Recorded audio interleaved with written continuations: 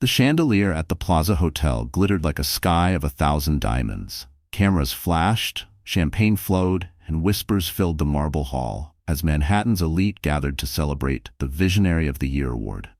Cole Whitman, the 38-year-old tech CEO everyone admired, walked through the grand doors with confidence carved into every step. His hand wasn't holding his wife's, it was holding another woman's. Lauren Pierce froze near the edge of the crowd. Her satin dress stretched gently over her 6-month pregnancy bump.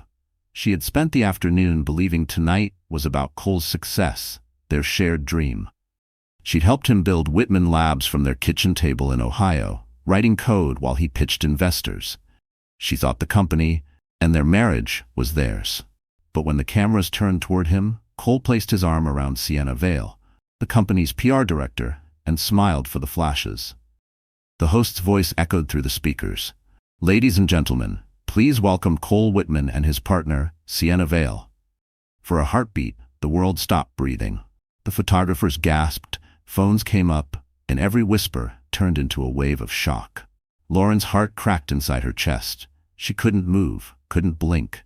Her hand instinctively covered her stomach. The baby kicked as if sensing the storm. Cole pretended not to see her. Sienna, wearing a silver gown that sparkled like ice, leaned into him and kissed his cheek for the cameras. The crowd clapped, hesitant, confused. A journalist whispered, "Where's the wife?" Lauren turned away, tears burning her eyes. Naomi Brooks, her best friend and attorney, pushed through the crowd and grabbed her arm. "Lauren, don't make a scene." "Not here." But Lauren's legs were trembling. "He told me this was a private event," she whispered. Naomi's face went pale. "He planned this." Cole's voice filled the microphone. "Every man needs someone who believes in his future. Tonight I'm standing beside that someone." The room gasped again. The words hit Lauren like a blade. Her glass of sparkling water slipped from her hand, shattering on the marble floor. People turned. Cole's eyes flicked toward her for just 1 second, cold, detached, victorious. Security moved closer, unsure what to do. Naomi quickly guided Lauren toward the side exit, whispering, "Walk away, don't let them see you break." But the truth was, she already had. Outside, the night air was sharp and cold. Lauren stood beneath the golden awning of the plaza, tears cutting through her makeup. Across the street, Central Park's trees swayed in the wind. Her phone buzzed with notifications, messages from board members, journalists, even her mother. "Is it true? Are you okay?" She wanted to scream, but no sound came out. Her hands trembled as she pulled out her iPhone and opened Cole's latest interview headline. "Visionary CEO credits his PR director for saving his company." Beneath the article was a picture of them, his hand protectively on Sienna's waist. A black Mercedes pulled up to the curb.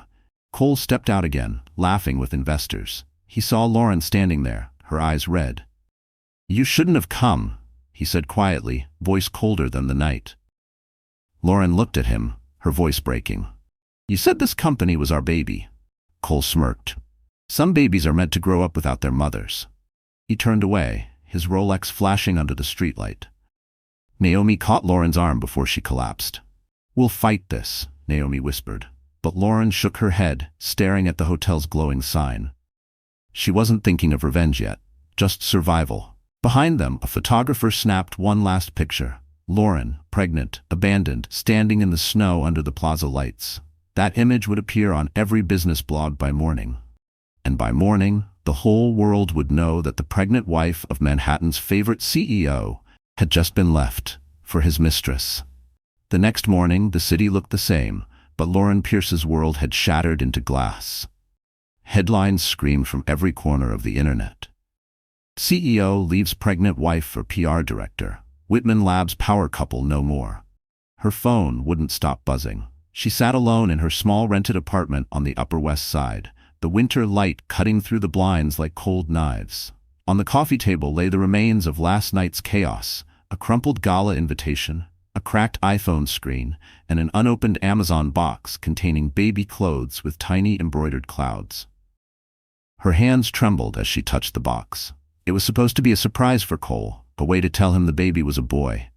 Now the blue onesie inside felt like a cruel joke. Her MacBook Pro glowed on the table, still open on a frozen frame from CNBC's morning show. Cole was smiling on screen, his voice smooth and rehearsed. "Sometimes love changes," he said, "and so does leadership." Sienna sat beside him, perfectly styled, her fingers brushing his arm. The host laughed, saying they looked powerful together. Lauren slammed the laptop shut. The sound echoed through the empty room. A knock at the door broke the silence. It was Naomi Brooks, dressed in a gray coat, her eyes tired but steady.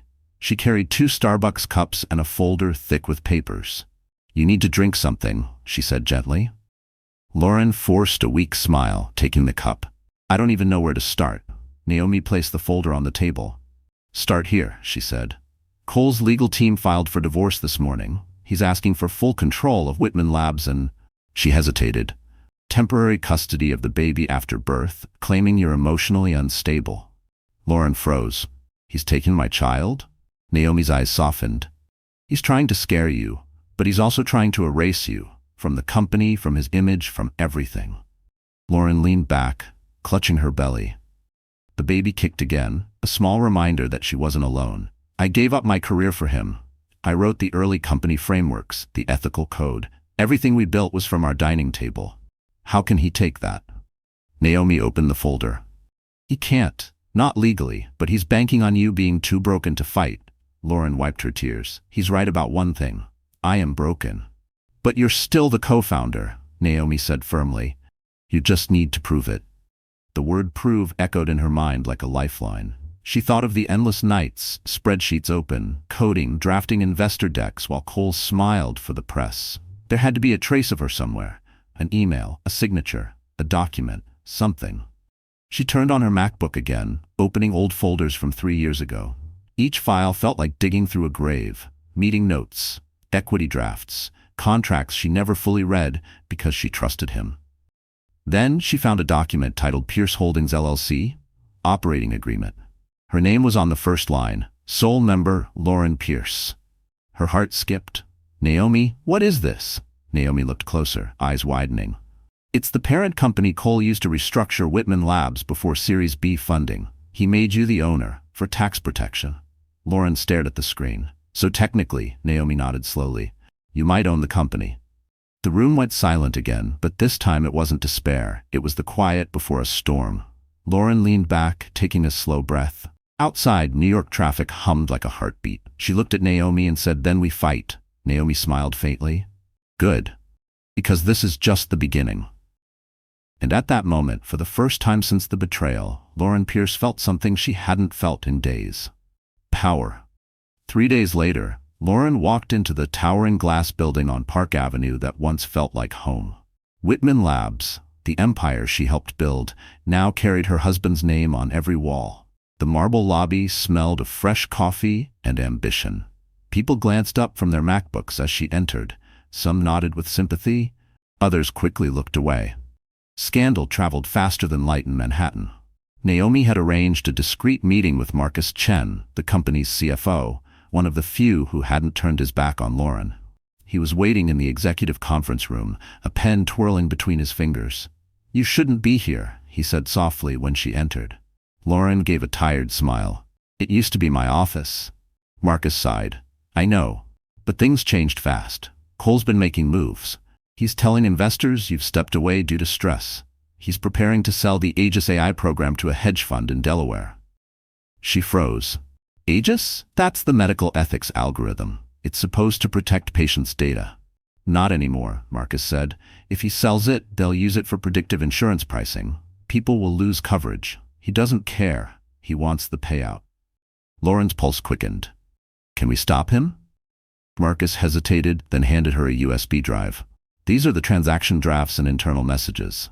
It's risky for me to give you this, but I still remember the nights you stayed here past midnight while Cole was at the gym posting hustle quotes. You built the moral backbone of this company. You deserve to fight for it." Lauren's throat tightened. "Thank you, Marcus." He looked toward the door nervously. "There's something else. The corporate structure. Whitman Labs isn't directly owned by Cole. It's under Pierce Holdings LLC. That name, that's you, isn't it?" She nodded slowly. "We found the documents. He used my name to protect the IP before Series B." Marcus leaned forward. "Then you might have a chance." If the paperwork holds, you're the owner on record. But be careful. Cole's already cleaning files, deleting email trails. He's acting like the king of a castle he doesn't own. Before she could respond, the glass door swung open. Cole Whitman stood there, every inch the polished CEO in a tailored navy suit, a Mont Blanc pen clipped to his pocket. Sienna trailed behind him, holding a clipboard. "Well," Cole said, voice smooth as poison, "if it isn't my runaway wife." Lauren stood her ground. "I'm here for what's mine." Cole smirked. "Yours, please. You were just the supportive spouse. You never understood the business." Marcus spoke carefully. "Sir, she co-authored the ethical frameworks and led early testing." Cole's smile faltered. "Marcus, remind me who signs your checks?" Sienna whispered something in his ear, eyes filled with amusement. Lauren caught the reflection of her own pale face in the glass wall and felt anger burn away her fear. "You can't rewrite history," she said. "You might control the headlines, but I still have proof." Cole's jaw tightened. "Try me. You'll lose everything." Lauren took a step closer, her voice low. "Then I have nothing left to fear." For a moment, no one spoke. The only sound was the ticking clock and the hum of the city outside. Cole finally turned, his tone ice-cold.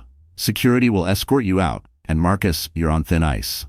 As Lauren walked away, Marcus slipped her a folded note. "Check the Delaware filings. The truth is there."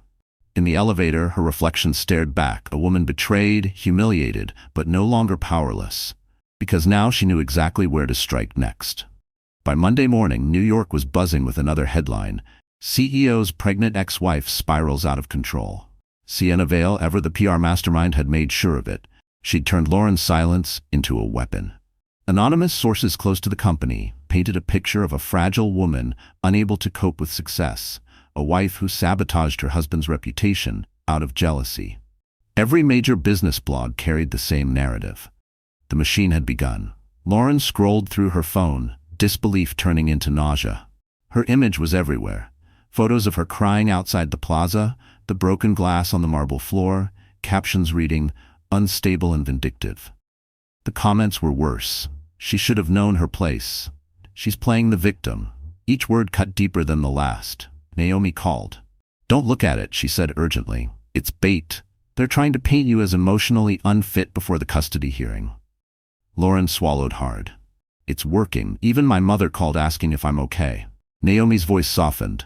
"That's exactly what Sienna wants. She's the PR director. She knows how to spin a story." Meanwhile, across town, in Whitman Labs' glossy headquarters, Sienna sat at her sleek glass desk, phone in hand, scrolling through analytics. "Engagements through the roof," she told Cole. "Public sympathy is with us. Investors love a clean narrative. Successful CEO moves on from toxic relationship. The baby angle keeps people talking." Cole looked out the window, admiring his reflection in the skyline. "Good. Make sure no one questions the restructuring.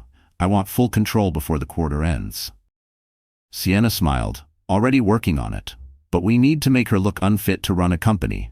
Maybe leak something about medication or stress during pregnancy?" Cole hesitated, but only for a moment. "Do what you need to. Just make sure she stays silent." Back in her apartment, Lauren's phone buzzed again, another article notification. She turned it face down, took a deep breath, and whispered to herself, "Don't give them what they want." Her reflection in the dark TV screen looked almost like a stranger. Tired eyes, a bruise of exhaustion under each one. A knock came at the door. Marcus Chen stood there, his face tense. "I shouldn't be here," he said quietly. "They're monitoring my email, but you need to see this." He handed her a manila envelope. Inside were printed screenshots, messages between Cole and Sienna. In one, Sienna had written, "We'll leak the emotional instability story Monday morning. Once the board votes, she's out completely." Lauren's eyes filled with tears, but anger steadied her voice. "They planned everything." Marcus nodded. "Cole's about to call an emergency board meeting. He wants to announce your removal as co-founder officially." Lauren gripped the papers. "Can he do that?" Marcus shook his head. "Not legally. But perception is power. If the board believes you're unstable, they'll distance themselves. Once he sells the company, it's over." Lauren sat back, her heart pounding. The walls felt smaller, the city louder. Naomi's words echoed in her head. "They're trying to erase you." She looked down at her belly.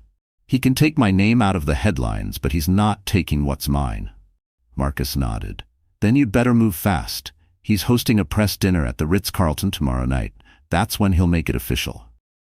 Lauren stood, her determination returning like fire. Then I'll be there first. Marcus smiled faintly. Now that's the Lauren Pierce I remember. As he left, Lauren opened her laptop again. This time she didn't cry. She opened the Delaware Business Registry and began searching line by line for the truth Marcus hinted at. And somewhere between anger and resolve, she found the name that would change everything. Pierce Holdings, LLC. The night before Cole's big press dinner, Manhattan was wrapped in rain and neon. Lauren sat at her kitchen table surrounded by documents, receipts, and old email threads. The only sound was the steady hum of the refrigerator and the tap of her fingers on the MacBook keys. Each click felt like digging deeper into her own past. She searched the Delaware registry for Pierce Holdings, LLC. At first there was nothing. Then at 1:47 a.m. a file appeared. Status active. Sole member, Lauren Pierce. Her breath caught. It was real. She hadn't imagined it. Her name was still there, stamped and notarized. She covered her mouth, tears welling, but this time they weren't from pain. They were from the shock of proof. A sudden knock startled her. Naomi stepped inside, soaked from the rain, holding a brown leather case. I couldn't sleep, she said, and I found something you'll want to see. Lauren frowned. What is it? Naomi placed the case on the table and unzipped it. Inside were old company binders, tax filings, and a faded copy of the operating agreement for Pierce Holdings, LLC. I pulled this from my old legal archive, Naomi explained. Cole asked me to draft these documents 2 years ago. He wanted Whitman Labs to be owned by a separate LLC for investor safety. He said he didn't want his name attached to the IP in case of lawsuits. Guess who he made the legal owner? Lauren whispered, Me. Naomi nodded. Exactly. You're the only member listed. Cole's just the managing partner. It means he runs the operations, but you own the entity. Lauren stared at the papers, her hands trembling. He thought I wouldn't notice. He thought I'd never need to. Naomi leaned closer. He underestimated you. But we have to move carefully. If he realizes you've discovered this, he'll bury evidence or file amendments. Tomorrow, at the dinner, he's planning to announce full control. That's your moment to let the truth speak. Lauren's eyes flicked to the clock. 2:15 a.m. We have less than 24 hours. Naomi began sorting through the folders, pulling out what mattered. Signed documents, timestamps, notarized pages. We'll need witnesses. Marcus can testify to the structure. I'll prepare the filings. But Lauren, are you ready to face him in public again? Lauren touched her belly, feeling the baby's soft movement. I'm not just fighting for me anymore. Naomi smiled faintly. Then you're already stronger than him. The rain grew heavier, tapping against the window like a heartbeat. Lauren turned back to her laptop, scanning the signature page. There it was, Cole's name, right beneath hers, acknowledging her as sole owner. It was ironic. The same arrogance that made him hide assets for tax protection had now handed her the key to everything. She exhaled slowly. Tomorrow, he'll see what it feels like to lose control. Naomi zipped up the leather case and placed it beside her. Keep this close. It's not just paper. It's your freedom. When Naomi left, Lauren sat in silence. The city lights reflected on the wet street outside, flickering like ghosts of old memories. Late nights coding together, laughter over takeout promises whispered about building something that would change lives. Those words felt different now. She opened a blank document and began typing her statement for the press. Every word was sharp, calm, precise. No rage, no tears, just truth. By dawn, the rain stopped. The city glowed pale gold under the morning light. Lauren closed her laptop, placed the leather case in her tote, and looked at herself in the mirror. Her reflection no longer looked broken. It looked ready. Tomorrow night, at the Ritz-Carlton, Cole Whitman would learn that the woman he tried to erase owned everything he built. The ballroom of the Ritz-Carlton shimmered under golden chandeliers, the air thick with perfume and ambition. It was the kind of night where fortunes were sealed over champagne, where power wore a smile. Cole Whitman stood at the center of it all, shaking hands with investors, his Rolex glinting under the light. Cameras clicked as Sienna Vale floated beside him in a diamond gown, whispering into his ear like a shadow that knew too much. Lauren Pierce watched from the balcony above. Hidden behind a marble pillar, She could see the stage, the crowd, the press banner flashing Whitman Labs, the future of ethical AI. The irony nearly made her laugh. Her heart thudded against her ribs, not from fear, but from fury controlled so tightly it had become focus. Naomi stood beside her, phone in hand, whispering, "The Delaware filings are confirmed. The LLC still lists you as sole owner. I've got the legal packet ready. Once he announces the sale, you stand up and end it." Lauren took a breath. "And Marcus? He's downstairs monitoring the live stream. He'll record every word." Across the ballroom, Cole raised his glass. "Tonight," he began, his voice amplified through the mic, "marks a new chapter. Whitman Labs is expanding. Our next partnership will revolutionize healthcare forever." Applause filled the room. Investors leaned forward. Reporters scribbled notes. Lauren's grip tightened on her tote, the leather case with every document that proved his lie. Cole continued, "We faced challenges, personal and professional, but leadership means moving forward without baggage." His eyes flicked upward, as if he knew she was watching. "Sometimes, to protect a company's future, you have to let go of the past." Sienna smiled sweetly at the audience. "And tonight, we celebrate that courage." Lauren's stomach turned. She could feel the baby move, as if reminding her what was truly at stake. She turned to Naomi. "If I don't speak now, he'll sell it. Everything we built, everything I fought for." Naomi nodded. "Then go take back your story." Lauren stepped out from the shadows, descending the grand staircase. The crowd's chatter softened as heads turned. The sight of her, the pregnant ex-wife the tabloids had painted unstable, sent a ripple through the room. Cole froze. "Lauren?" His confident tone cracked for the first time. Lauren walked calmly toward the stage. "Don't stop your speech, Cole. You were doing so well pretending." Sienna's smile faded. "This is not the time or place." Lauren cut her off. "It's exactly the time. Because while you're busy selling lies, I'm here with the truth." She reached into her bag and held up the folder. "Pierce Holdings LLC, the entity that owns Whitman Labs. My name, my signature, notarized and active." Gasps rippled through the ballroom. Flashbulbs exploded like fireworks. Cole's face drained of color.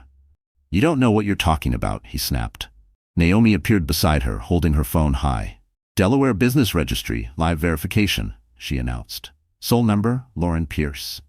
Sienna stepped back, panic flickering in her eyes. "Cole, say something." But Cole couldn't. The crowd whispered, recording every second. Reporters were already typing. Lauren looked at him steadily. "You built your empire on my work, my trust, and my silence. You'll never take those again." Security hesitated at the edge of the crowd, unsure whether to intervene. Cole finally found his voice. "This isn't over." Lauren smiled, calm and cold. "It just started." As she turned to leave, cameras followed her. Naomi whispered, "We just changed the narrative." And for the first time in months, Lauren Pierce didn't feel like a victim. She felt like the headline. The morning sunlight bled through the curtains of Lauren's apartment, golden and quiet, a strange peace after the storm. Her phone buzzed non-stop on the counter. Every major news outlet had the same headline splashed across their front pages. "Pregnant wife exposes CEO during live gala. Whitman Labs ownership scandal unfolds." Lauren poured herself a glass of water, her hands steady for the first time in months. The silence felt earned. She turned on the TV, and there he was. Cole Whitman, storming past reporters, his face pale under the flashing lights. Sienna trailed behind him, eyes hidden behind oversized sunglasses. The ticker across the screen read, "Board demands emergency review following ownership revelation." Naomi called. "You're officially trending #1 on Twitter," she said. "Half the country thinks you're a hero. The other half wants to buy your book." Lauren let out a small laugh. "I just wanted the truth out." "Well," Naomi said, "you got it. But brace yourself. Cole's team will fight back. They'll claim the transfer was symbolic, that you were just a passive spouse. They'll try to twist it." Lauren nodded. "Let them try." A knock at the door interrupted. It was Marcus Chen, holding a cup of coffee and looking exhausted. "I didn't sleep," he said. "The board called me at 3 a.m. They're in chaos. Investors are panicking. Some are threatening to pull out if Cole doesn't step down." Lauren blinked. "Already?" Marcus handed her a printed statement. "They're requesting an official audit of Whitman Labs' ownership. Once that happens, the truth becomes legal record. But Cole, he's desperate. He might destroy documents." Lauren looked at Naomi through the phone screen. Then we need to move before he does. Later that afternoon, Naomi met her downtown at a quiet cafe near Bryant Park. The air smelled of roasted beans and rain. Naomi spread out her laptop and a folder of filings. I've submitted an injunction to preserve company data. Marcus's testimony is attached. We'll file it in court tomorrow. Lauren sipped her coffee, trying to absorb everything. It's strange, she said softly. I used to spend my days writing product pitches, planning launches. Now I'm fighting for my name. Naomi smiled gently. Sometimes life rebrands you without asking permission. Across the city, Cole sat in his penthouse, pacing. The skyline outside glowed cold and metallic. She humiliated me in front of the entire industry, he growled, throwing a glass against the wall. Sienna flinched. Cole, you need to stay calm. We can spin this. Say it was a misunderstanding, temporary legal structure. She ruined me, he snapped. Everything I worked for, gone because I trusted her name on a damn LLC. Sienna hesitated. Then maybe you shouldn't have used it. His glare cut through her, sharp and dangerous. You forget who made you? The tension between them hung heavy. The golden couple was cracking. Back at Lauren's apartment, she packed a small overnight bag. You're really going through with this hearing tomorrow? Naomi asked. Lauren nodded. If he wants to fight in court, he'll get one. But this time, I'm not walking in as his wife. I'm walking in as his equal. Marcus texted, board voted. Emergency hearing set for 10 a.m. You'll want to be there. Lauren looked out the window at the Manhattan skyline, sunlight bouncing off glass towers she once dreamed inside. Everything looked different now, still beautiful, but no longer unreachable. She whispered to herself, he took everything I loved and used it against me. Now I'll take everything he built and give it back to the people who earned it. Her phone pinged again. A news alert. Cole Whitman under SEC review following ownership scandal. And as the city stirred awake, Lauren Pierce knew the empire that betrayed her was finally beginning to crumble. The next morning, the courthouse on Center Street buzzed with reporters, cameras, and whispers. Snowflakes drifted through the cold Manhattan air, melting as they touched the stone steps. Lauren Pierce stepped out of a black car, her hand resting gently on her pregnant belly. She wore a tailored black coat, simple but powerful, her hair tied back neatly. There was no trace of the woman who had cried outside the plaza weeks ago. The world was about to see someone new. Naomi walked beside her, carrying a silver briefcase filled with the evidence, the LLC filings, the notarized signatures, the financial statements. Are you ready for this? She asked quietly. Lauren nodded. I've been ready since the night he lied. Inside the courtroom, Cole Whitman was already waiting. His suit was perfect, his expression carved from stone. But his eyes betrayed something new, fear. Sienna sat behind him, dressed in muted beige, avoiding the cameras. The room buzzed with tension. The judge, a composed woman named Audrey Thompson, took her seat. We're here to determine ownership and control of Whitman Labs and to address allegations of financial misconduct, she began. Both parties will present evidence. Cole's lawyer rose first, smooth and confident. Your Honor, while Mrs. Pierce's name appears on certain documents, the structure was purely administrative. Mr. Whitman is the operational and creative leader of the company. Mrs. Pierce was a supportive spouse, not an active participant. Lauren's jaw tightened, but she said nothing. Naomi placed a hand on her arm, whispering, let him talk himself into a corner. When it was their turn, Naomi stood, calm but sharp. Your Honor, this is not a story of a supportive spouse. This is a story of a partner erased. We have proof that Mrs. Pierce co-developed the core algorithm for Aegis AI, co-authored internal policies, and managed early investor communications. We also have the original Delaware registration confirming that Pierce Holdings LLC, fully owned by Mrs. Pierce, is the controlling entity of Whitman Labs. She placed the documents on the bench. The judge leaned forward, scanning the signatures. These are notarized, she said. Filed and active. Mr. Whitman, can you explain this? Cole shifted, his voice cracking slightly. It was for tax efficiency. It doesn't mean she owns anything. Naomi smiled faintly. Your Honor, tax efficiency doesn't override ownership law. He signed these documents. She didn't just hold the paper, she held the power. The courtroom erupted in whispers. Cameras flashed. Cole's lawyer whispered urgently into his ear, but it was too late. The truth was on record. Lauren finally stood. Her voice was steady. I never wanted to destroy him. I just wanted to be seen for what I built. He took my name, my work, my future, and tried to sell it. I won't let my child grow up thinking silence is strength. Judge Thompson nodded slowly. The documentation is clear. Until further audit, legal ownership and authority remain with Mrs. Lauren Pierce. Cole's face went blank. For the first time, the man who once owned every room looked small. Sienna's eyes widened in disbelief. As the gavel came down, a collective gasp filled the courtroom. Naomi turned to Lauren, tears glinting in her eyes. You did it. Lauren exhaled, the weight lifting from her chest. No, she said softly, we did. Outside, reporters swarmed, cameras flashing in the pale winter sun. Lauren shielded her eyes but smiled for the first time in months. She didn't need a PR team. She had the truth. That evening, back at her apartment, she lit a single candle, placed her hand on her stomach, and whispered, "We're free now." And in that quiet glow, Lauren Pierce wasn't just reborn, she was finally seen. The following week, Whitman Labs' headquarters on Park Avenue was in chaos. The company Cole once ruled like a kingdom was now frozen by shock. Employees whispered in hallways, investors demanded answers, and news crews camped outside the building. The empire that once bore his name now legally belonged to the woman he betrayed. At 9 a.m., Lauren Pierce arrived at the lobby doors with Naomi by her side. A security guard hesitated, unsure what to do. Then Marcus Chen appeared, holding the elevator open. "Welcome back, Mrs. Pierce," he said with quiet pride. As the elevator ascended, Lauren's reflection stared back at her in the mirrored walls. The woman looking back wasn't timid or broken. She was composed, fierce, deliberate. She wore a charcoal gray suit, her hair tied in a sleek bun, a silver pendant resting on her collarbone. The same pendant she used to wear when Whitman Labs was just a dream in their apartment. When the doors opened, every head in the executive floor turned. Cole was there, pacing, his jaw clenched. Sienna stood near the glass wall, scrolling her phone nervously. The board members sat stiffly at the long table. Lauren entered without hesitation. "Good morning, everyone," she said calmly, setting her leather folder on the table. Cole's voice dripped venom.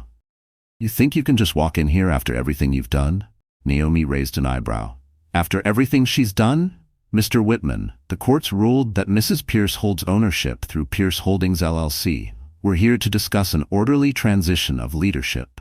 Cole slammed his hand on the table. "This is my company." Lauren's gaze was steady. "No, Cole. It was our company. You made sure of that when you put it in my name." Marcus spoke up. For what it's worth, the staff are relieved. They believe in her. Cole spun toward him. "You're fired." Lauren interrupted, but her tone like ice. "He's not. You don't have that authority anymore." The room went silent. Cole's eyes burned, but the truth was undeniable. Every legal channel now led through her. Lauren opened her folder and began distributing documents.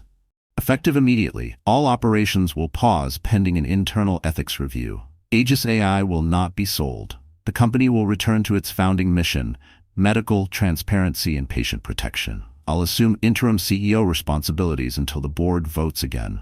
Sienna's voice trembled. "You can't do this." Lauren turned to her, calm and precise. "Actually, I can. You're relieved of your duties effective today. HR will escort you out after this meeting." Sienna's face flushed red. "You'll regret this." Lauren leaned forward. "The only thing I regret is trusting people who valued power over integrity." Naomi pressed a key on her laptop, projecting financial charts onto the big screen. "These are internal communications showing Cole's intent to sell proprietary technology to hedge funds for personal profit. Under corporate law, that's grounds for termination." The board members shifted uncomfortably. One of them cleared his throat. "Mr. Whitman, perhaps it's best you take a leave of absence until this is resolved." Cole's voice cracked. "You're all making a mistake." Lauren gathered her papers, her tone steady but final. "No, Cole. The mistake was thinking you could destroy me and walk away untouched." She rose, adjusting her jacket. "This meeting is adjourned." As she turned toward the window, the morning sun broke through the gray clouds, reflecting off the skyline. For the first time, she could look at those towers without the ache of betrayal, only clarity. Marcus approached quietly. "They're going to talk about this day for years," he said. Lauren smiled faintly. "Then let them. Maybe they'll remember who really built this place." And as she walked out of that boardroom, The woman once erased became the one name no one could ignore again. A month later, winter began to fade from Manhattan. The streets shimmered under pale sunlight, and the storm that had once surrounded Lauren Pierce was finally quiet. Whitman Labs was hers again, not through revenge, but through truth. The building that once felt like a cage now felt like proof that strength could be rebuilt from ashes. That morning, she arrived early at the office. The walls had been repainted a softer tone, the toxic energy gone. Employees greeted her warmly, not out of fear but respect. Marcus stood at the glass door of her new office holding a cup of tea instead of coffee. "New tradition?" she asked. He smiled. "No more caffeine stress meetings. You said this place needed heart. I figured that starts with peace." Lauren chuckled softly. "I like that." On her desk sat a simple plaque, Lauren Pierce, CEO. It wasn't gold or ornate, just clean silver. It meant more than any trophy or magazine cover ever could. At noon, she held her first all-staff meeting. The atrium filled with hundreds of employees, faces she once feared she'd never see again. She took the stage, her voice clear but gentle. "I know the past few months have been painful," she began. "But pain has a purpose. It wakes us up to what matters. We built Whitman Labs to heal people, not to chase profit. That mission returns today." The room broke into applause. Even Marcus looked misty-eyed. When the meeting ended, she slipped outside to the terrace. The wind from the East River brushed her face. For a long moment, she just breathed. Her phone buzzed, a message from Naomi. "Settlement finalized. Cole's out. No appeals. He signed over everything." Lauren stared at the text, feeling no thrill, no rush of triumph, just release. She typed back, "Thank you. Let's move on." Across town, Cole sat alone in his penthouse, stripped of his title, his board seats, and his reputation. The skyline he once admired now mocked him. He reached for his phone, typing a message to Lauren, "You won." Then deleting it. He poured himself another drink instead. Meanwhile, Sienna was photographed leaving the city, her designer bags in tow, another scandal already waiting to replace her. The gossip cycle had moved on, but Lauren's story lingered. Not as gossip, but as a lesson. That night, Naomi and Marcus joined her for dinner at the River Cafe overlooking the Brooklyn Bridge. Candlelight flickered across the table. "So," Naomi said, smiling, "what's next for the most powerful woman in Manhattan?" Lauren laughed softly. "I don't want power. I just want peace, and maybe to build something honest again." Marcus lifted his glass. "To new beginnings." Lauren smiled, touching her glass to theirs. "To never being afraid of the truth." After dinner, she walked alone through the chilly evening. Her hand rested on her stomach, where her baby kicked gently. She whispered, "You saved me without even knowing it." At a nearby bench, she sat for a moment, pulling out her notebook. She began to write, the city lights dancing on the page. Lesson 1, never hand your worth to someone else. Lesson 2, silence is a luxury you can't afford when your name is on the line. Lesson 3, you don't need revenge to win. You just need to remember who you are. She closed the notebook, smiling to herself. Across the river, the skyline glowed, a reminder of everything she survived. As she stood to leave, her phone pinged again, an email notification. Subject, feature interview request, Forbes Women in Leadership. Lauren looked at the message for a long moment, then turned off her phone. Some stories didn't need to be told for profit. Some were meant to be lived. And as the city lights reflected in her eyes, Lauren Pierce finally understood that true power wasn't owning a company. It was owning her ending. Spring had arrived in New York, and with it came a strange kind of calm. The calm that follows a storm so fierce it changes everything. Lauren Pierce stood by the window of her corner office on the 38th floor, watching the city pulse below. The chaos had faded. Reporters no longer camped outside Whitman Labs. The court documents were sealed, the company's future secured. But inside her, an unexpected question lingered. What happens after you win? Her reflection in the glass looked polished, almost untouchable. Perfect hair, black suit, a quiet authority that people respected now. But beneath the surface, she still carried the tremor of all she'd lost. The woman who had once built a dream beside her husband, now built it alone. Marcus knocked lightly before entering. "You're zoning out again," he said, setting down 2 coffees. Lauren smiled faintly. "Just thinking." "Dangerous habit for a CEO," he teased. "Necessary one," she replied. He sat across from her, studying her face. "The board's happy, Investors are stable. You could actually take a vacation, you know. Lauren looked out the window. After everything, I wouldn't know what to do with quiet. Marcus hesitated, then pulled a small velvet box from his pocket. This arrived this morning, from the legal department. Inside was her old wedding ring, returned after the court finalized Cole's asset liquidation. It gleamed like a ghost of another life. Lauren stared at it, silent. Then she closed the box gently. Let it stay in the archive room. It's part of the company's history now. A reminder of what happens when love and ambition lose balance. Marcus nodded. You really have moved on. Moving on isn't forgetting, she said softly. It's forgiving yourself for not seeing the betrayal coming. Across town, Cole sat in a low-profile law office, signing the last of his resignation documents. His suit no longer looked expensive. His face was drawn, older. You'll receive your final settlement in 3 months, his attorney said. Cole barely nodded. He'd lost more than money.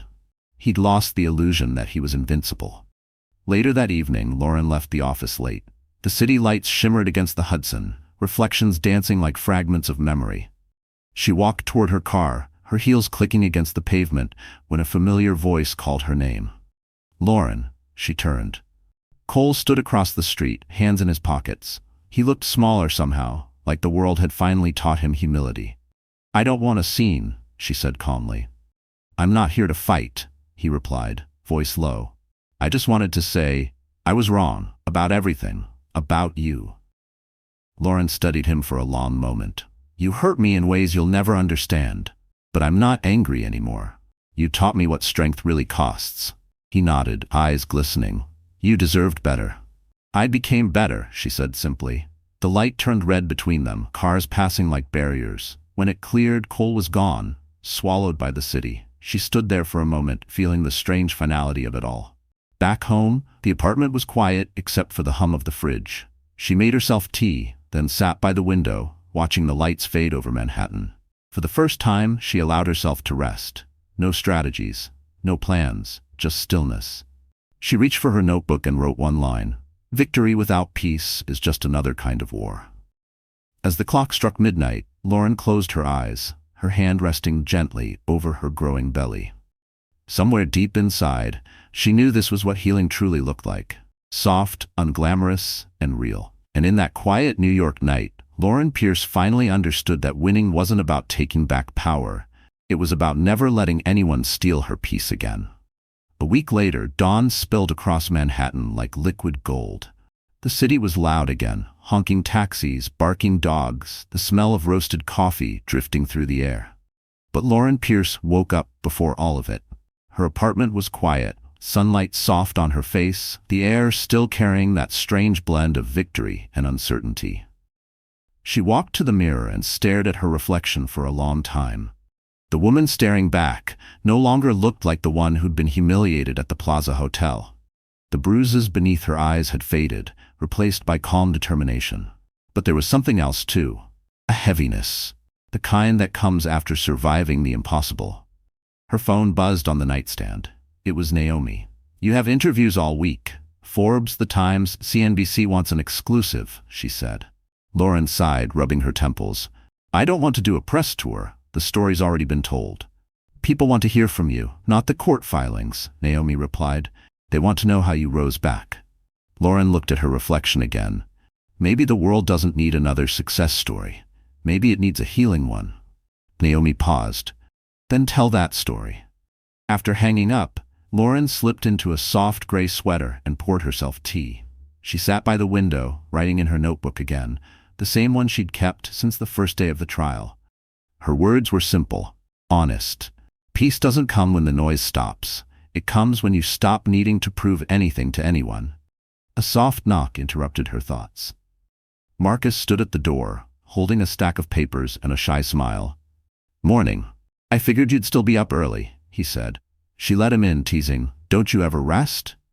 Not when the company's future depends on post-lawsuit cleanup, he joked. But I came to show you this. He handed her a file, the new company charter. Across the first page, in clean, bold letters, was her name. Lauren Pierce, founder and chief executive officer. Her throat tightened. You made it official. It was already official, he said gently. but now it's recognized by everyone. They sat together in comfortable silence. After a moment, Marcus asked, "What will you do with all this? You've got the power, the control, the headlines. What's next?" Lauren smiled faintly. "I want to make Whitman Labs what it was meant to be, a company that heals, not exploits, and maybe create programs for women in tech who get overshadowed by men like Cole." Marcus nodded. "That's exactly what this world needs."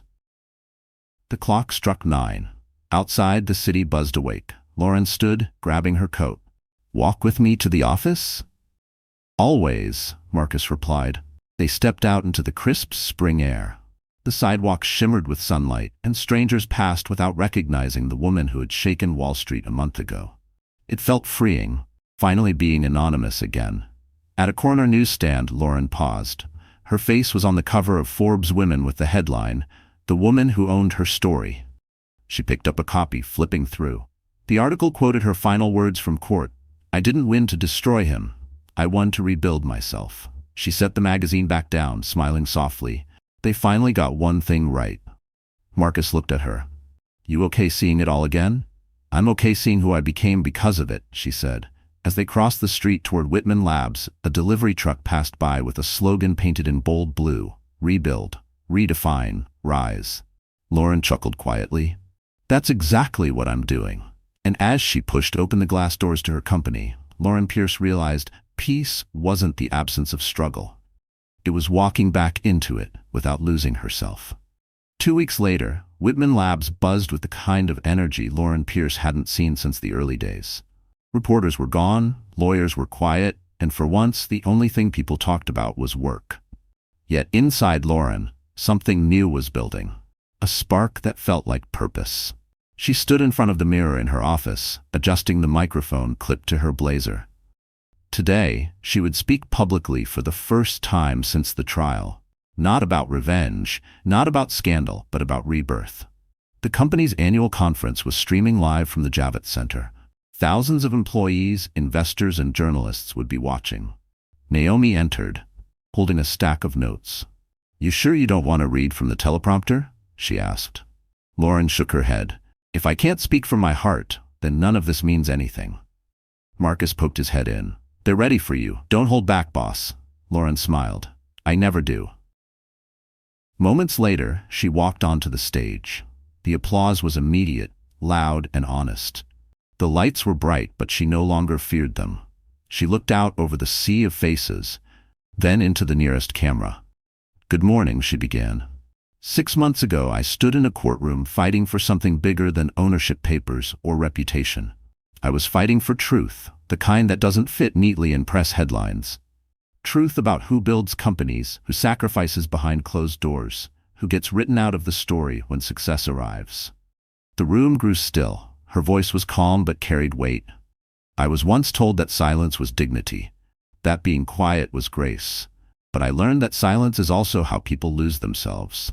The world calls women emotional when they speak up.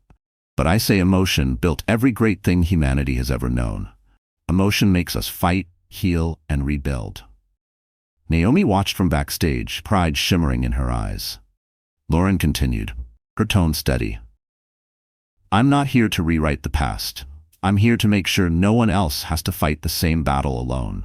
Starting today, Whitman Labs is launching the Reclaim Project, a program that funds women-led startups in tech, providing mentorship and legal education on intellectual property rights. Because no one should ever have their work stolen under the guise of love or partnership." The audience erupted in applause. Cameras flashed. Marcus clapped harder than anyone. When the crowd quieted, Lauren took a small breath. "I don't stand here as someone who lost everything and got it back. I stand here as proof that losing can be the start of something greater. Forgiveness isn't weakness, it's the final form of power." She smiled softly, her hand resting briefly over her stomach. "And for those who asked how I survived, I didn't. The woman who stood in that courtroom didn't survive, she evolved." The room rose to its feet. The applause was thunderous. Lauren stepped back, letting the sound wash over her, not as validation, but as freedom. Afterward, backstage, Marcus handed her a bottle of water. "You realize you just broke the internet again, right?" Lauren laughed lightly. "Good. Maybe this time for the right reasons." Naomi joined them, holding up her phone.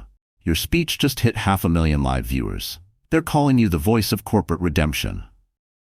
Lauren shook her head. I'm just the voice of every woman who's ever been told to stay quiet. Outside the convention hall, the city roared to life. Billboards flashed her image, not as a scandal, but as a symbol. And for the first time, Lauren Pierce didn't feel like she was rebuilding her life. She was building a movement. Summer came to Manhattan with golden skies and warm nights, and with it came a new chapter for Lauren Pierce. Whitman Labs had not only survived, it was thriving. Investors returned, the media praised her leadership, and the Reclaim Project had already funded 5 women-led startups. Yet tonight wasn't about business. Tonight was about closure. Lauren stood in front of the mirror of her penthouse bedroom, slipping into a navy satin gown. It wasn't the glittering kind she once wore to Cole's galas. This one was simple, elegant, powerful. Her reflection looked different now. Not a woman proving her worth, but one owning it. On her wrist was a thin Cartier bracelet, a quiet reminder of self-worth earned, not given. Naomi entered, holding a small envelope. Before you go, you should see this, she said. Lauren opened it. Inside was a handwritten note. You turned the ruins into light. Proud of you, Marcus. She smiled. He always knows what to say. The gala was being held at the Plaza Hotel, the very place where her humiliation began months earlier. The symbolism wasn't lost on her. Walking through those grand golden doors again felt like reclaiming a piece of herself. The chandeliers still glimmered, but this time their light didn't sting. It warmed. As she entered the ballroom, the crowd fell silent for a moment, then applause broke out. Cameras flashed. Reporters whispered, "That's her." But Lauren didn't hide. She greeted everyone with calm grace, her smile genuine. Marcus found her near the champagne fountain.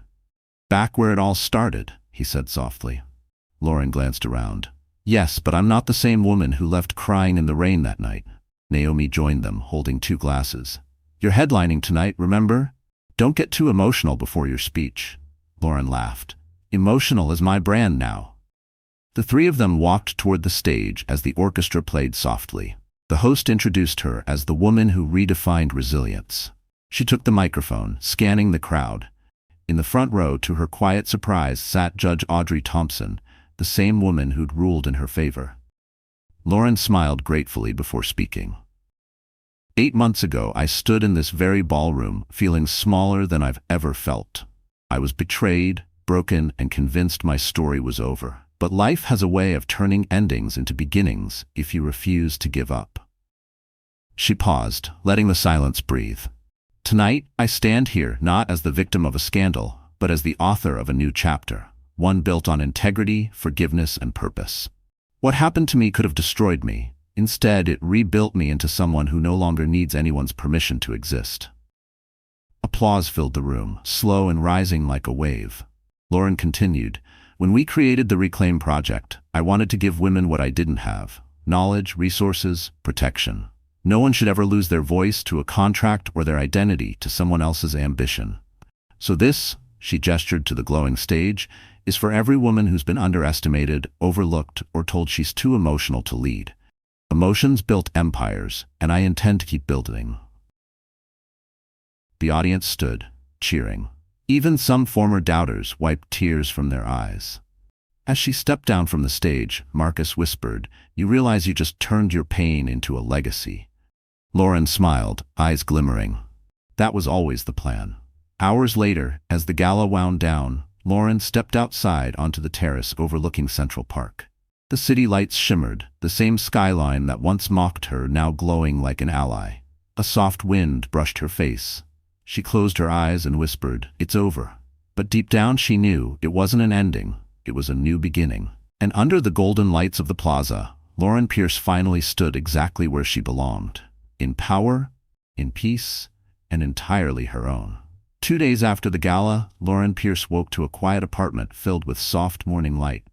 The noise of celebration had faded, but her heart was still buzzing with something deeper than victory. It was peace.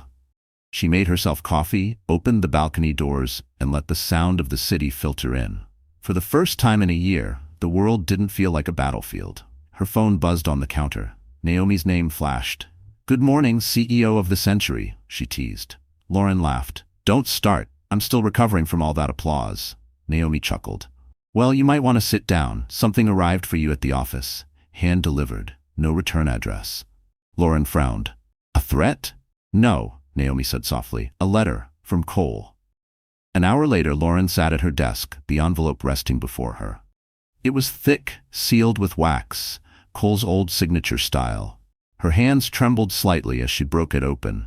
Inside was a single handwritten letter and a folded ultrasound photo. The letter began, Lauren, I don't expect forgiveness, but I owe you truth.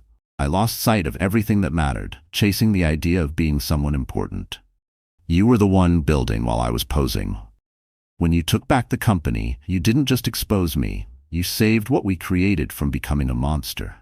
I heard about your foundation. It's everything Whitman Labs should have been.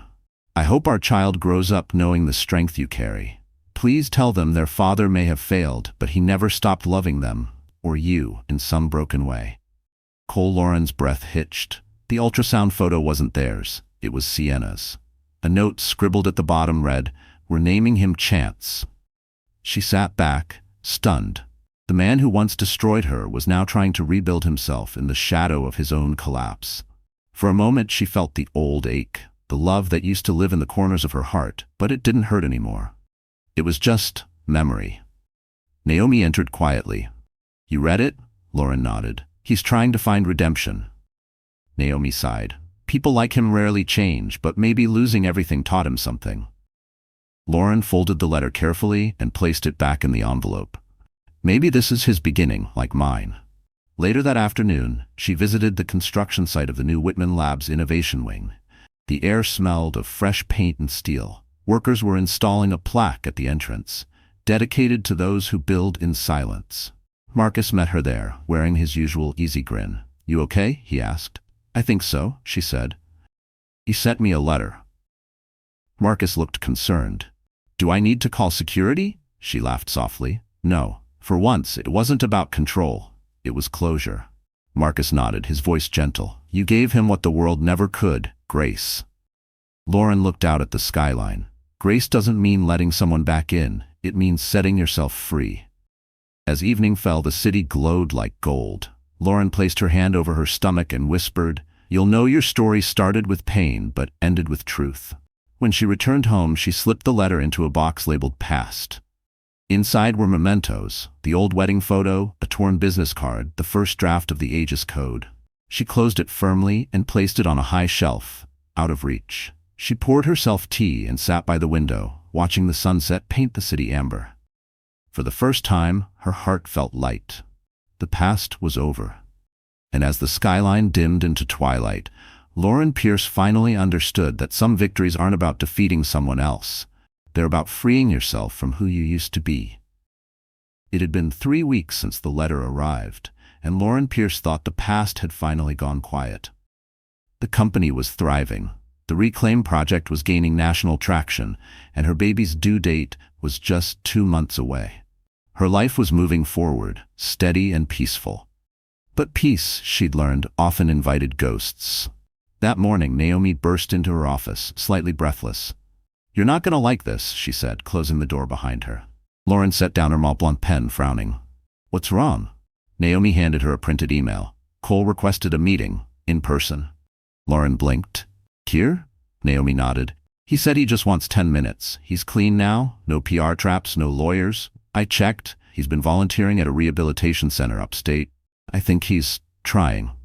Lauren sat in silence. The thought of seeing him again made her chest tighten. After everything he did, what could he possibly say? Naomi met her gaze. Maybe not much, but maybe it's not about him anymore. That afternoon, the elevator chimed. Lauren stood in the lobby, waiting.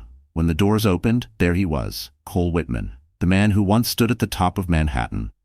But this wasn't the same man. His tailored suits were gone, replaced by a plain gray jacket. His eyes, once sharp and prideful, were softer, tired, human. Lauren, he said quietly. She nodded. Cole. They sat in her office, sunlight spilling across the glass table. For a while, neither spoke. The silence between them felt like a living thing, heavy, fragile, full of everything unsaid. He finally broke it. I saw the news about the Reclaim project. You did something incredible. Lauren's voice was calm. I just fixed what you broke. He smiled faintly, accepting the truth. I deserved that. She studied him carefully. Why are you here, really? Cole looked down, his fingers tracing the edge of the chair. I wanted to say thank you for exposing me, for saving the company from me. I didn't understand back then what you were protecting.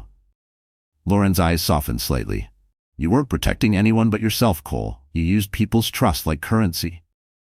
He nodded, shame flickering in his eyes. I know. I've spent months trying to make sense of the man I was. Fame, money, it makes you deaf to conscience. But losing it all? It makes you listen again. Lauren crossed her arms. And Sienna? He hesitated. She left, moved to Chicago. We don't talk. She took the baby and a chance at a quiet life. I don't blame her. For a moment, silence filled the room again.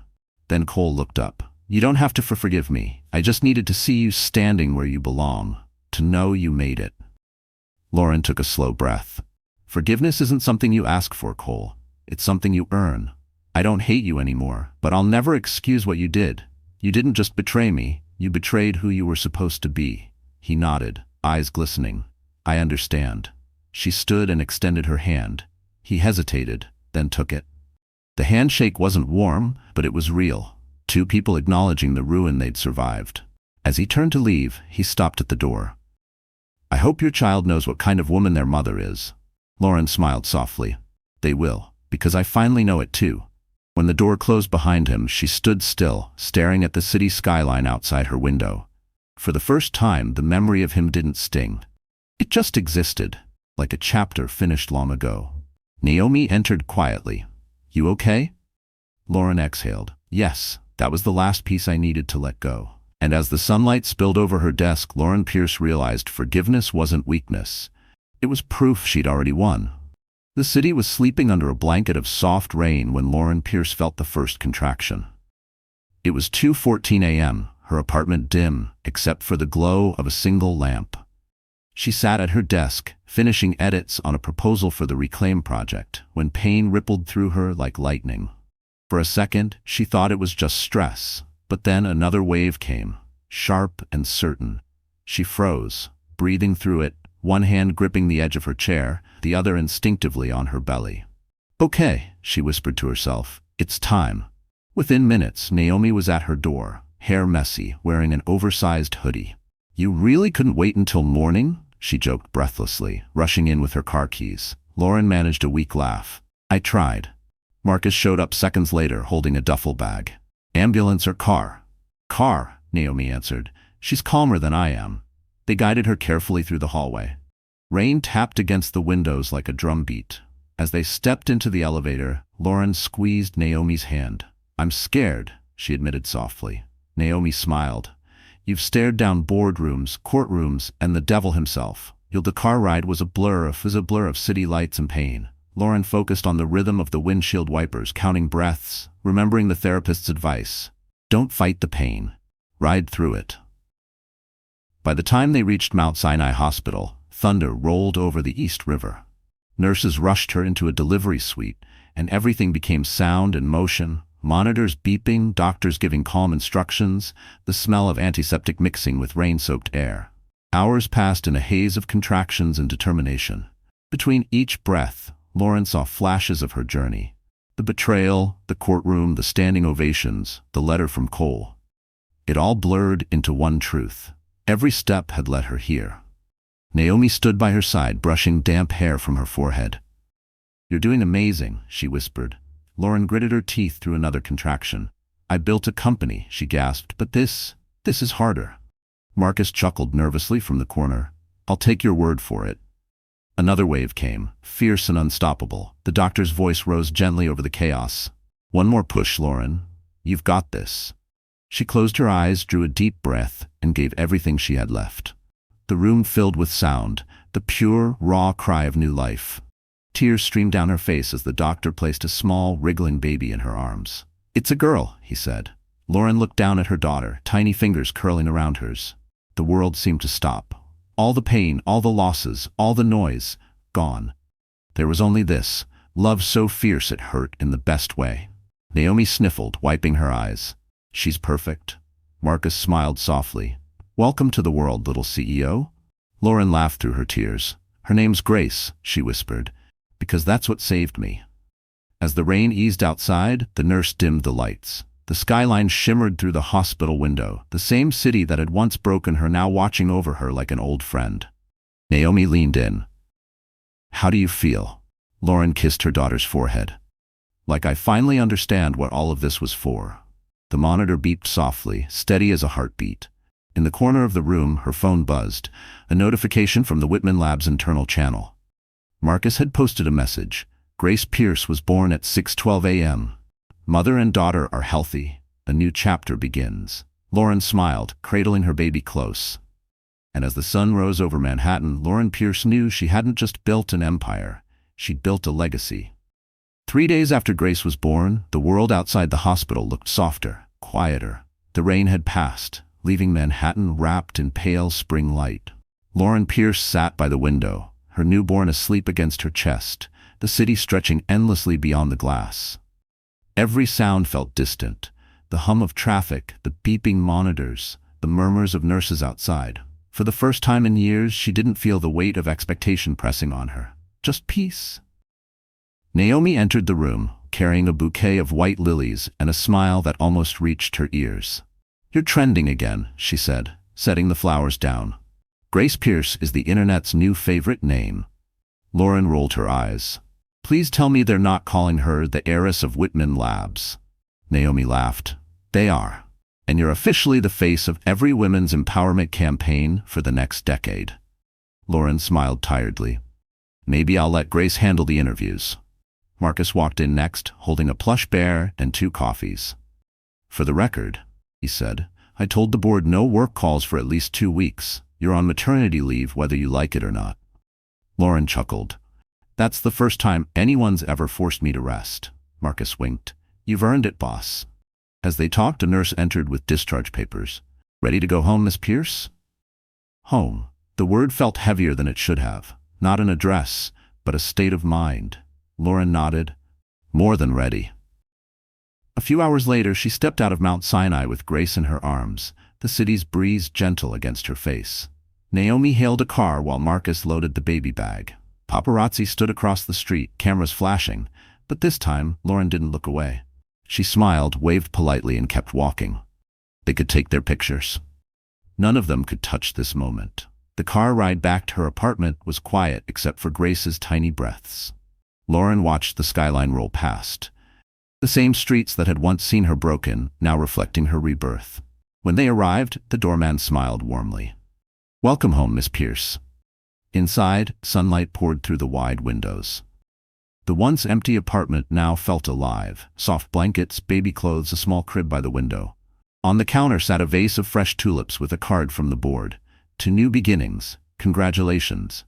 Lauren placed Grace gently in her crib and stood for a moment, just watching her daughter sleep. The baby's tiny chest rose and fell, steady and peaceful. Naomi whispered, "She looks just like you." Lauren smiled faintly.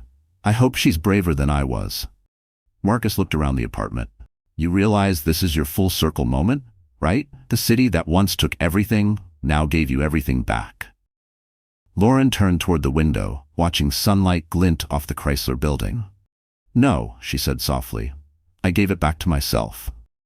Later that evening, when the visitors had left and the city lights flickered on, Lauren curled up on the couch with Grace in her arms. The hum of Manhattan below was like a lullaby. She opened her phone, scrolling past hundreds of congratulatory messages from strangers, celebrities, and journalists. But one notification made her pause. It was an email from Cole. She opened it slowly. "Lauren, I saw the news. She's beautiful. Thank you for naming her Grace. I'll stay away like I promised. But know that I'm proud of the woman you've become. Take care of her and yourself." No signature. Just silence after the words. Lauren stared at the screen, then typed 2 words, "Thank you." She hit send, closed her phone, and kissed Grace's forehead. The baby stirred, then fell back asleep. And as the city lights shimmered through the night, Lauren Pierce finally understood.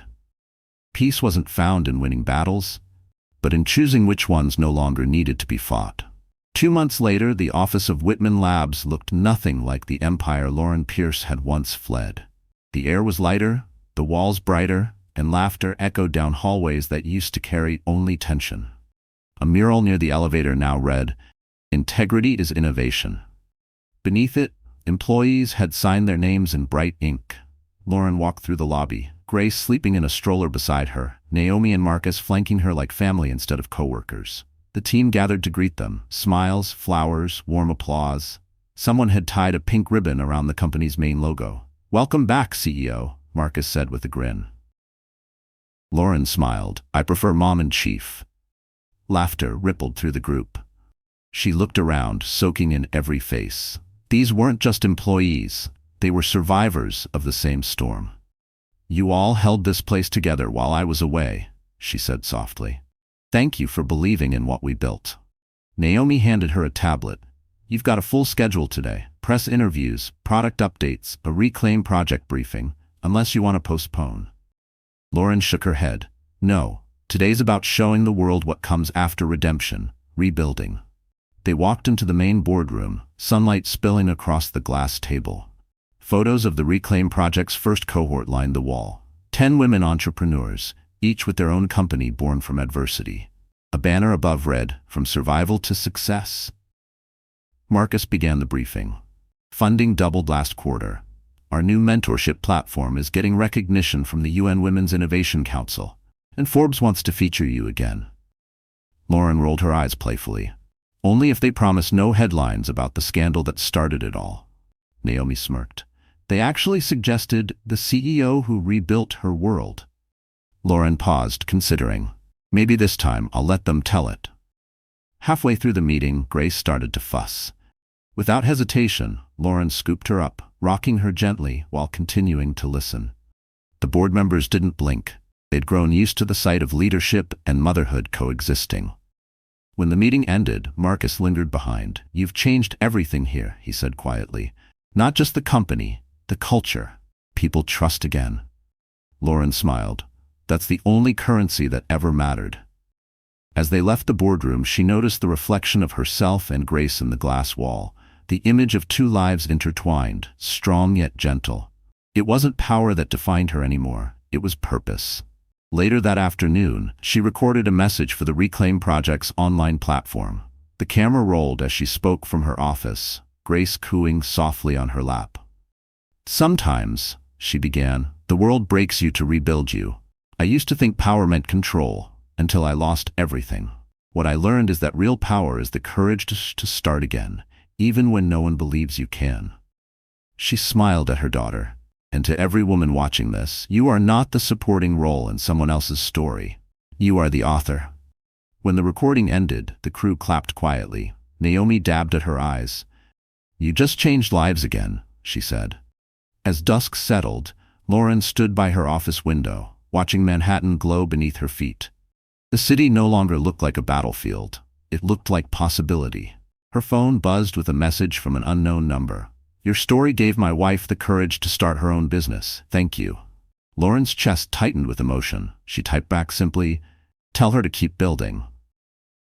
Behind her, Grace stirred, tiny fingers gripping the edge of her blouse. Lauren kissed the top of her head. "We're just getting started, little one." And as the lights of New York shimmered like stars reborn, Lauren Pierce realized she hadn't just reclaimed her life. She'd created a future others could follow. A year later, spring returned to Manhattan, soft and forgiving. The cherry trees along Central Park were blooming again, their petals drifting through the air like tiny pink snowflakes. Lauren Pierce walked the familiar path by the lake, her daughter Grace toddling beside her, gripping her hand with determined little fingers. Each step felt symbolic, a slow, gentle reclaiming of everything she'd once lost. The skyline shimmered in the distance, the same towers that had watched her fall, now witnessing her peace. She wore no designer labels, no armor of power, just a cream trench coat, jeans, and quiet confidence. Every passerby seemed to smile at her without knowing who she was, and that anonymity felt like the sweetest luxury. Naomi met them at a bench under the trees, holding 2 coffees and a file folder. "You can't even take a walk without signing something, can you?" she teased. Lauren laughed, sitting down. "The Reclaim Project doesn't sleep." Grace climbed onto her lap, clutching a small stuffed bear. "Mommy work?" she asked. Just a little, Lauren said, kissing her forehead. Naomi handed over the file. This is the last one. Confirmation from the Education Board. Your new foundation is officially accredited. The Lauren Pierce Institute for Ethical Leadership is real. Lauren's breath caught. We actually did it, Naomi grinned. You did it, and it's going to change everything. As they talked, Marcus appeared, camera in hand. I had to capture this, he said. The woman who turned heartbreak into history. Lauren groaned playfully. If this ends up on LinkedIn, I'm firing you. Marcus smiled. Too late. You're trending whether you like it or not. They all laughed, the sound carrying across the park.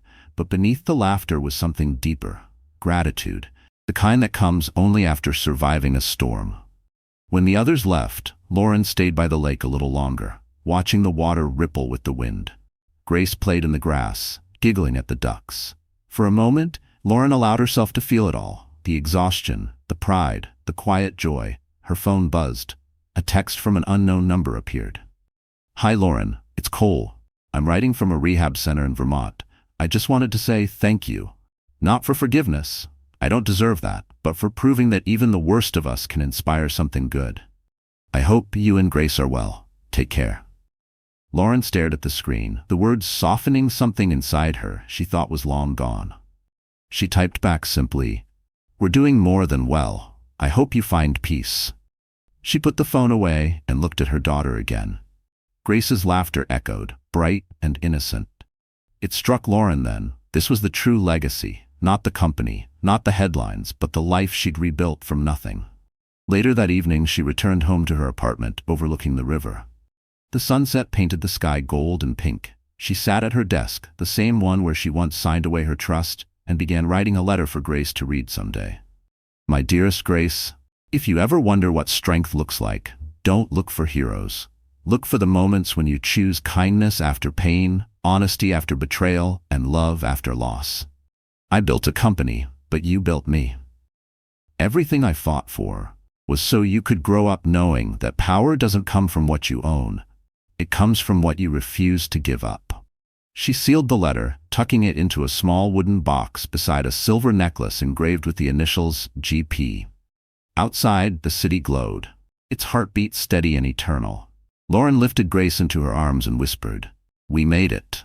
The little girl smiled sleepily against her shoulder. And as the last light faded over Manhattan, Lauren Pierce realized her story had never been about revenge or redemption. It had always been about grace. So that's how our story ends. Or maybe how it truly begins. You're still here, aren't you? If you've made it this far, something in Lauren's journey must have touched your heart in a quiet, personal way. Maybe it reminded you of your own storms, the moments when life broke you just to rebuild you stronger. Like Marcus Aurelius once wrote, the obstacle is the way. Every betrayal, every heartbreak, every fall, they're not endings. They're invitations to rise. Lauren's story teaches us that forgiveness isn't surrender, and silence isn't weakness. Healing doesn't mean forgetting. It means looking at your scars and realizing they no longer control you. You can start over, no matter how much you've lost. You can rebuild your story, not from anger, but from grace. So if her story reached something inside you, don't just scroll away. Take a breath. Reflect. Share this story with someone who needs a reminder that pain can become power. And if you want more stories like this, stories that speak to the soul and remind you of your strength, hit that like button, share it, and subscribe. We're building a space for healing, one story at a time.